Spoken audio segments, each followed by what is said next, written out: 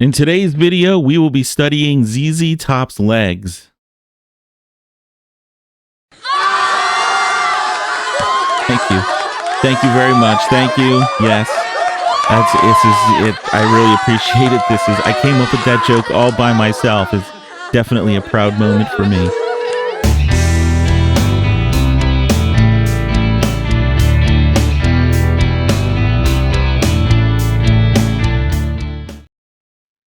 Hello, everyone. Welcome to VidTube Vibe. I am your host, Jonny B. Now, when you mention the band ZZ Top to anyone, usually everyone's going to get the same imagery in their head. The long beards, the sunglasses, the cowboy hats, the long coats, the furry guitars that spin 360 degrees, and, of course, the red hot rod. This imagery began, or at least was popularized, by the videos from the 1983 album Eliminator, and to this day, 40 years later, is still the predominant image that people get in their head when you mention to them ZZ Top. Now, we're going to get into a little bit of a band history here. ZZ Top was formed in the summer of 1969 in Houston, Texas, when a 19-year-old guitarist by the name of Billy Gibbons decided to put a new band together. He called it ZZ Top. I'm not exactly sure why. There's all kinds of theories as to where he got the name from. But because I'm a little short on time, I'm not going to go into all the theories. By the end of 1969, ZZ Top had finalized its lineup with the addition of bassist Dusty Hill and drummer Frank Beard. And then what followed after that was 7+ years of intense touring, the recording of 5 albums, and the release of a few songs that became classic rock hits, basically established the band as a legendary classic rock band. To that whole mile on the range, they got a lot of nice girls.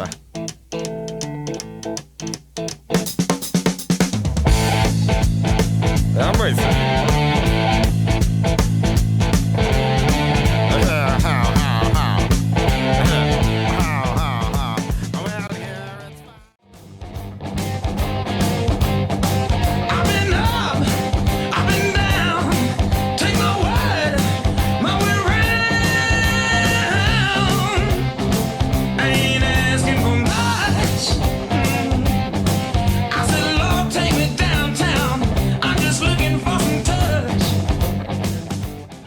In 1977, the band decided to take a break, and they ended up taking a 2-year break. During that time, Dusty Hill decided to become a baggage handler at Dallas-Fort Worth International Airport, and Billy Gibbons decided to buy a new car, but not just any car. We'll go into that in a little bit. When the band got back together in 1979 to record their next album, all 3 guys happened to be sporting long beards. The only photographic evidence of this is on the inside of the album that they were going to record called Deguelo. You can see all 3 of them with the beards. Shortly after that photograph was taken, drummer Frank Beard went and shaved his off, creating one of the biggest ironies in rock music. Frank Beard is the only member of ZZ Top without a beard. The album that they made was called Deguelo, and it produced another classic rock hit. When you wake up in the morning and the light has hurt your head, the first thing you do when you get up out of bed is hit that streets a running and try to beat the masses. Go get yourself some cheap sunglasses. Oh yeah! While on tour for the album Deguelo, the band went to Europe. And while they were out there, they were introduced to a new sound, electronic synth music, which they were impressed with. Billy Gibbons decided he wanted to try to somehow incorporate that sound into their classic rock vibe. He introduced it little by little over the next couple albums, but it wasn't until the album Eliminator, which they recorded and released in 1983, that sound was really perfected and created something uniquely ZZ-topian. Did you see what I did there? Now, with the release of the album Eliminator, Warner Brothers executives tried to convince the band to start making music videos, and the band eventually, reluctantly, agreed to do so. 4 videos were made for the album. Here are the first 3. Gimme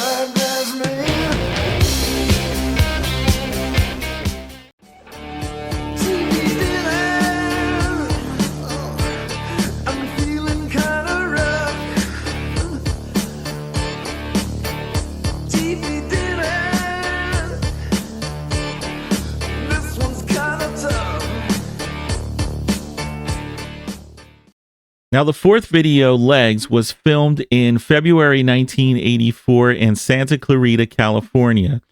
You'll notice it's stylistically very similar to Gimme All Your Lovin' and Sharp Dressed Man.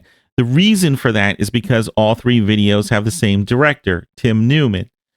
You'll also notice that TV Dinners is definitely stylistically different than the other three, and that's because Tim Newman did not direct that video. It was obviously made by somebody else. So without further ado, let's take a look at the video Legs by ZZ Top, originally released in May of 1984.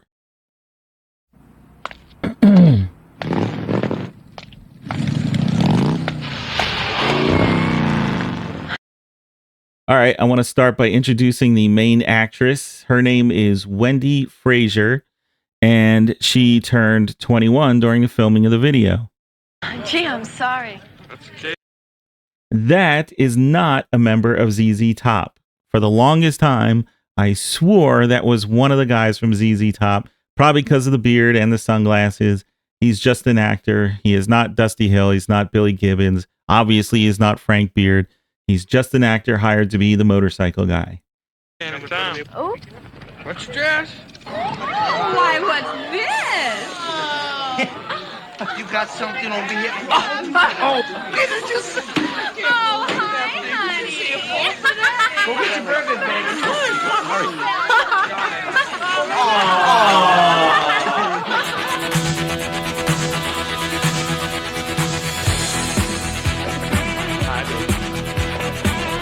Excuse me.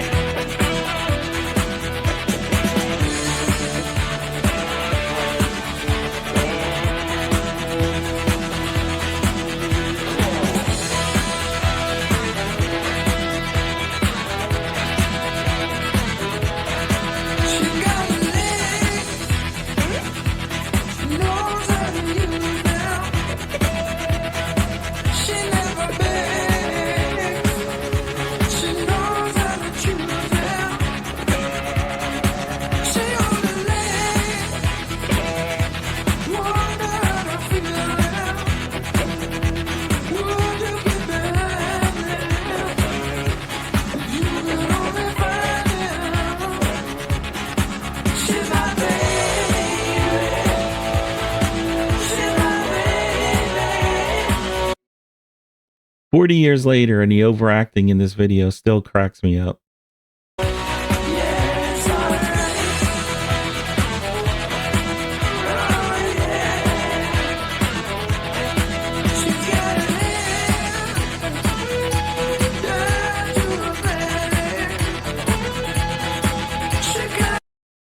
All right, now I just want to take a second and talk about the guitars. These are custom-built Dean guitars. The furriness on them is sheepskin that was provided by Billy Gibbons. He dropped the sheepskin off at the Dean Guitar Factory, and told them what he wanted them to do. And they built the guitars. They glued the sheepskin on. And from an article I read, the guitars were still being finished when the guy came to pick them up to take them to the video shoot. And they were still gluing the sheepskin on. And they got it done. They hurried up. They put it in a case. The guy took the guitars, went back to the video shoot, and they started filming on whatever day this is. And the glue was still tacky, was still a little wet while they were playing to film the video.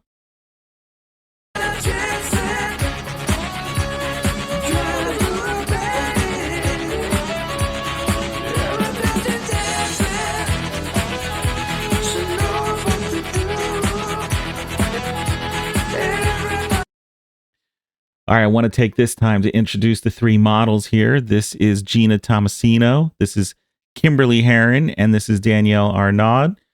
Gina Tomasino, if you are fans of the Real Housewives of Orange County, that is, you've watched the first few seasons of the show, which I think started in 2006 or something on Bravo.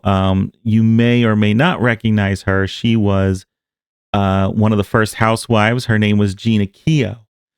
She was married to the baseball player Matt Keogh. They had 3 kids. I think one of them was one of the boys was becoming a his own, baseball player in his own right. But this is Gina Keogh before Real Housewives. She was a model and she was in this video. Kimberly Herron, as I understand it, she started dating the director after filming the video. That's about all the information I got on her.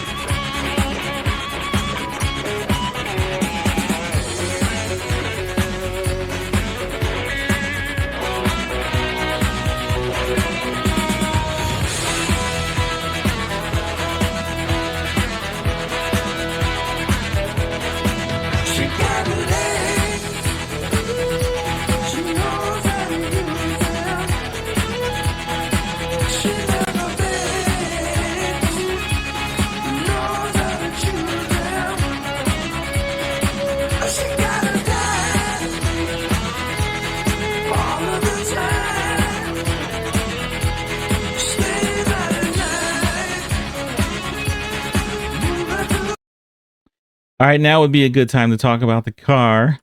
Pardon me while I look at these notes because there's a lot of information here about the car. The car is a 1933 Ford Coupe, originally owned by a woman in Tucson, Arizona. She bought it new in 1933 and pretty much left it untouched and undriven until around 1978 when Billy Gibbons decided to purchase the car. Billy was a fan of the movie from 1974 called The California Kid. In that movie was a hot rod. I think it was pretty similar to that one. I think that might also have been in that movie, a 1933 or 1934 Ford Coupe. So he was such a fan of the movie that he had to have the same car. So he found it from that woman, bought it from that woman, and he had it modified. He had it hot rodded. It says once he bought it, he had Don Thielen's Buffalo Motor Cars, as well as Pete Chaporis, or Chaporis, not sure how to pronounce his last name. Pete Chaporis being the guy who actually hot rodded the car for the movie. So Billy Gibbons got the actual guy who did the hot rodding for the car in the movie to do his car. And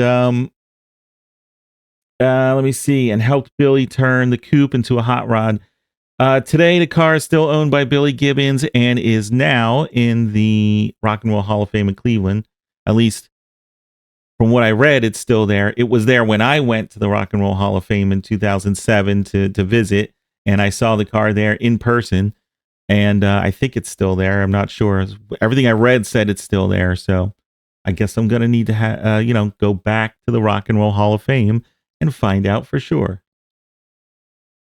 All right, we're going to finish the video out here.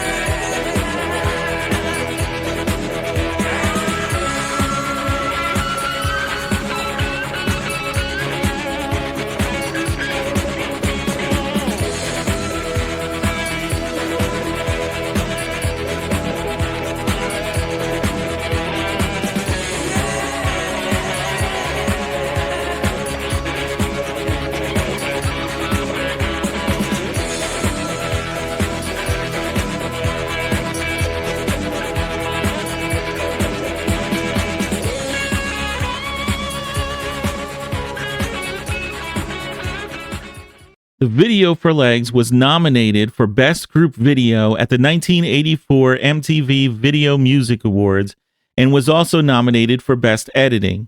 Now, the band has maintained their signature Eliminator look ever since then, for the most part. They followed up the Eliminator album with 1985's Afterburner and 1990's Recycler, both of which had that blues rock with synth sound, but neither of which achieved the same level of success that Eliminator did. After the Recycler album, ZZ Top signed a new record contract, but with RCA Records. They continue to record and release albums to this day.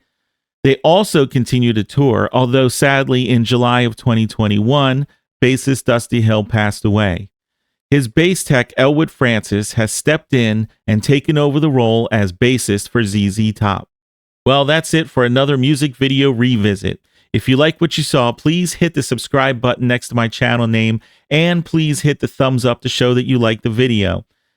Also, I always post links to the videos that I show in my video, so you could go click on them and go to their site and go watch them in their entirety without any interruption as they were intended. Then thank you very much for watching, and I will see you on the next episode of VidTube Vibe.